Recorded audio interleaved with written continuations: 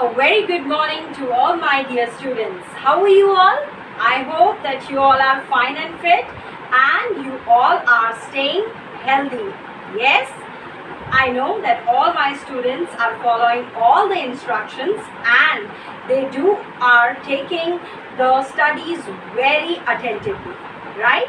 As you all know, I am your English teacher and in today's class we are moving towards MCB. Now you don't have to take out your grammar book, you just have to take out your MCB book. And today we are not going to start with a new chapter.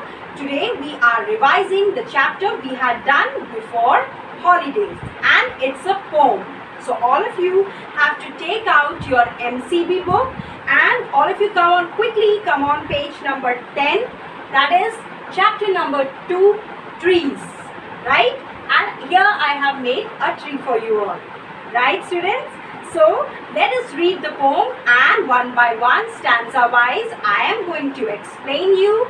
Then I will also tell you some RTCs. Right? Okay.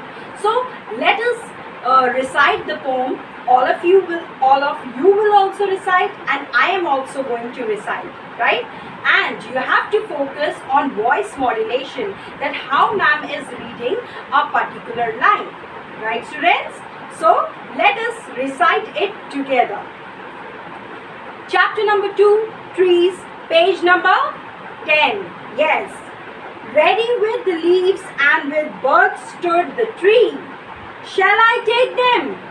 The frost said, now puffing the glee. Oh my no!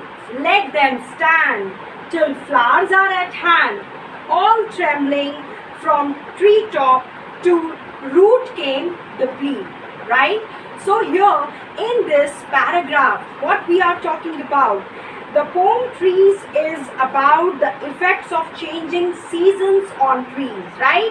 Whenever a season changes, the effects are on the trees, right?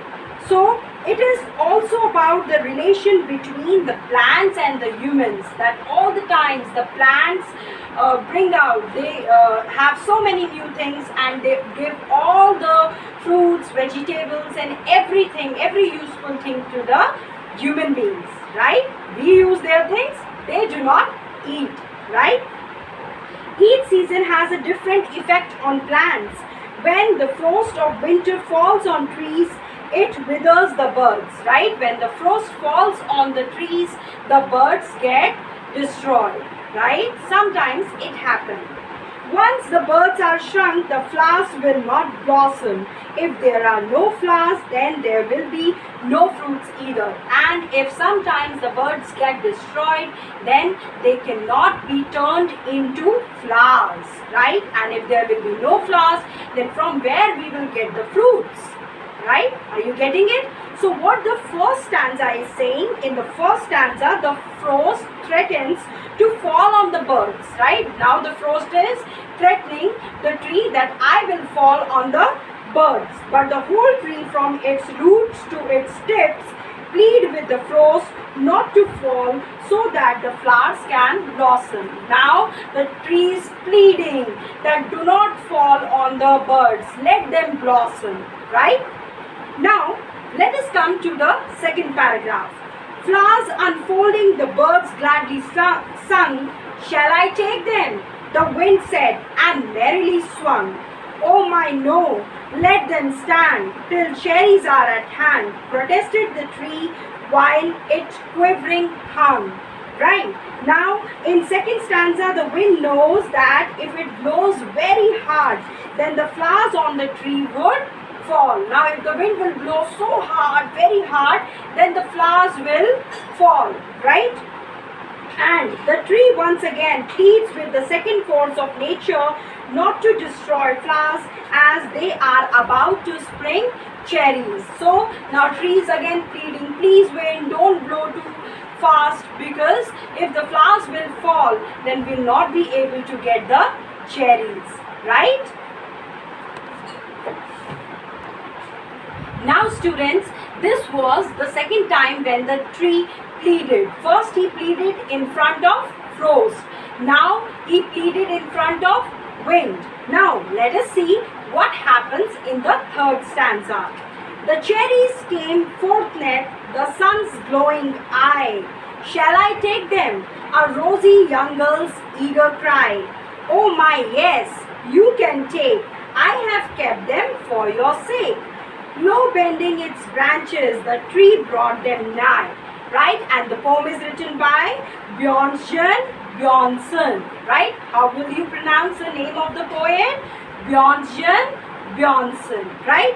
Now, students, what happened in the third stanza? There is one rosy girl who came in front of the tree and she said, "Tree, can I take these cherries?" So the tree happily said, "Yes, my little girl, you can take all the cherries. I have kept these cherries for you." Right? So it shows a very nice relationship between a human and trees, that how the trees give all the things to the human beings. Right? So in the last stanza, a little girl looks at the cherries that are hanging from the tree. She asks the tree for permission to pluck them to eat. She is asking for the permission that, "Can I pluck these cherries?" Right? So the tree happily said, "Yes, you can take them. These are just for you." Right? So this poem tells us about the conditions, that how particular weather puts impact on the trees and how the trees protect its fruits and eventually give all the things to the human beings. Right? So this was the poem all about. Now students, let us read the word meanings very quickly. Come to page number 10. There is first word meaning. The first word is puffing and the meaning is blowing out in clouds. Now second is glee. Glee means delight. At hand, something that has appeared, and in around means something that has appeared. Okay? Next is plea, an emotional request. Plea is emotional request. Quivering, shaking slightly, shaking slightly. And net is used for the word beneath. Alright? Now eager, interested and excited about doing something. Eager is if I am feeling interested in teaching you all. So I am eager about it. Right? So eager means interested and excited about doing something. And nigh is the old word. N-I-G-H. Nigh is the old word for near. Is it clear, students?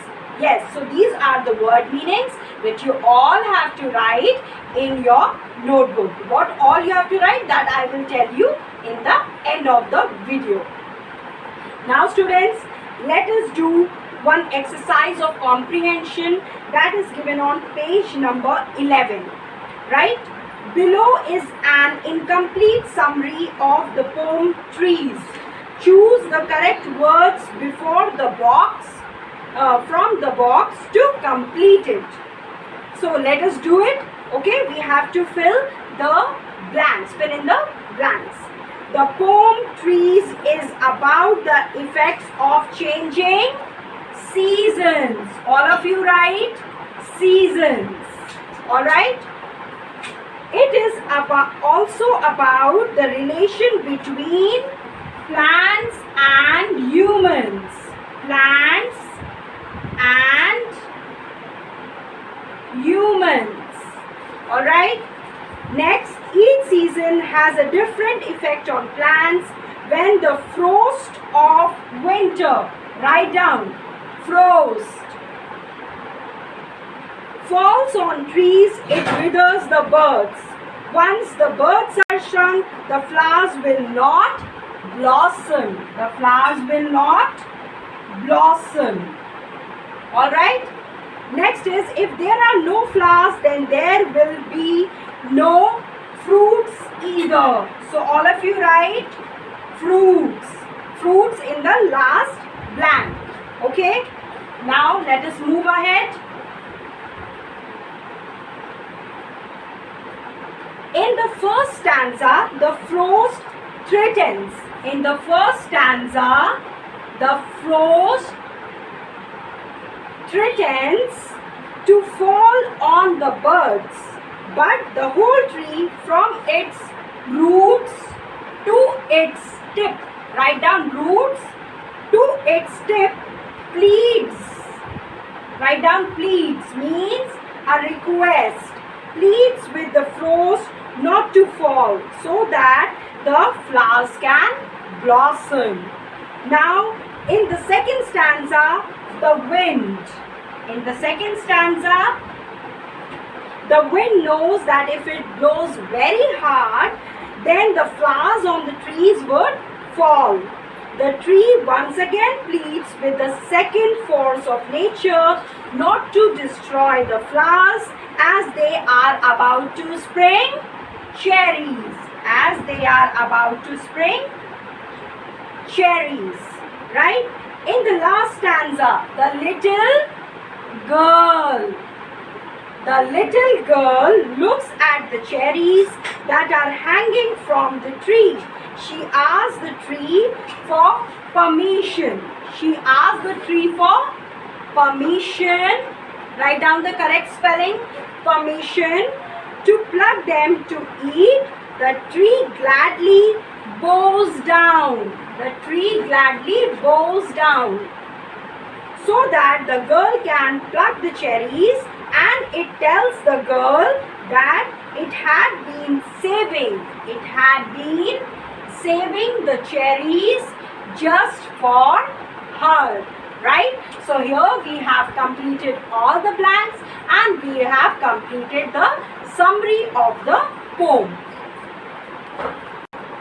Now students, let us do RTC, reference to the context. Ready with and the plea. These are the lines from the poem, right? So the first question of the RTC here is, name the poem and the poet. So all of you know the name. Tell me, what is the name of the poem? Yes, the name of the poem is Trees and the poet is Bjornson. Alright? Next is, shall I take them? Who said these lines? So here we are talking about paragraph number 1. Then Frost said these lines by blowing out in clouds with delight.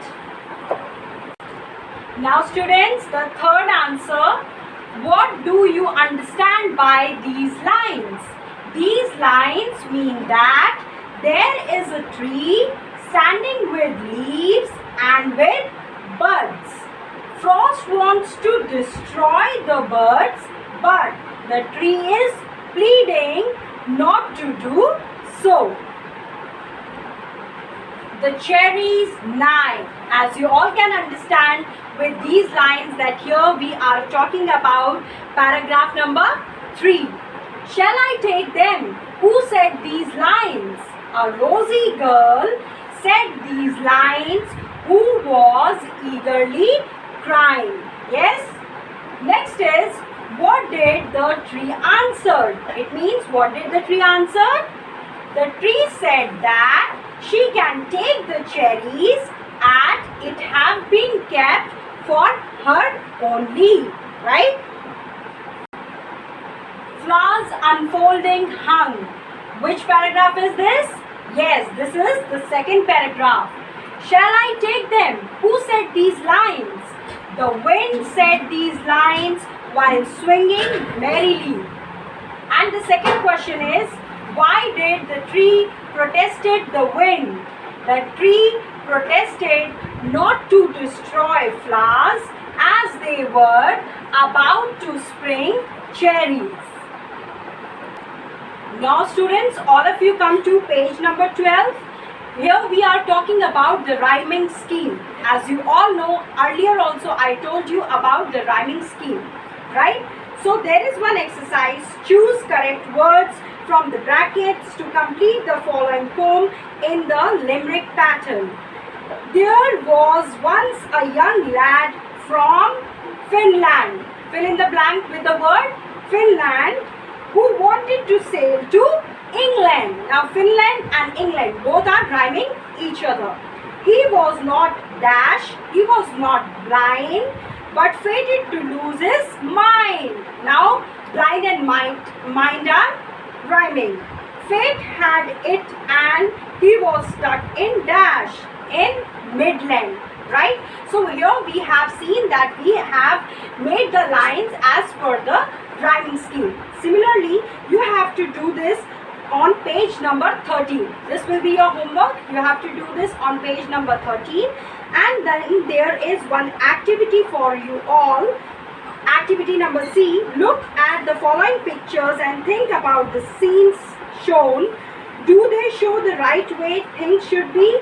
Write your responses to the accompanying questions. Now there are question given, so you all have to write your response. If there is a polluting car shown, so you can write it that we should avoid pollution, right? We should use eco-friendly vehicles, right? So you can write any of your opinions as of your choice.